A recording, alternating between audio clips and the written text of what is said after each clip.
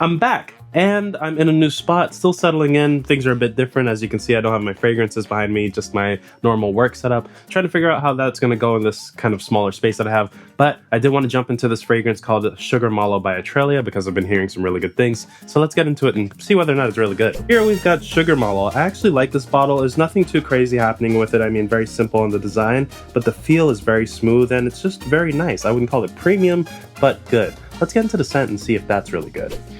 Okay, so one thing I will say here is that I can already kind of smell a fluffy marshmallow scent delivery that's leaking out of the cap, and I haven't even opened this, so that's kind of promising. I will be testing this on skin for a few hours since all of my tester strips are still packed and I haven't been able to find them so far, but I'll report back to you guys very soon.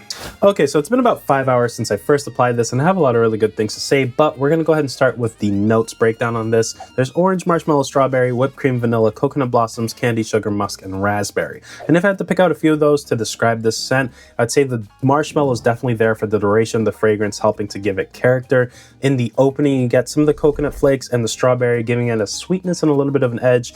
As time goes on, I'd say within that first hour, those taper off for me. And what really takes over is what I want to attribute to a candied sugar element. What I'm really thinking of is caramelized sugar because it smells like a sweetness that's slightly burnt, almost giving it kind of a marshmallows over the campfire feel, but not too burnt. I don't know if it's the whipped cream or the vanilla coming in to kind of smooth it out, but the scent delivery on this is very nice. I wouldn't say it's overly sweet, and it has a kind of baked, really good gourmand delivery that a lot of people would be really into. So really enjoy this. And then a couple of notes here performance wise. This projection has been really nice. The first hour that I applied this, it was very strong. I was just sitting in this room and someone coming down the steps was able to smell me. So that's a huge plus. As time went on, it did taper off, become a little bit more moderate and a little bit more intimate. But in that span of 5 hours, people were still able to smell me as I was walking around. So definitely noticeable and definitely well received. We'll have to save longevity for a fuller review once I've had more time to work with this, but right now,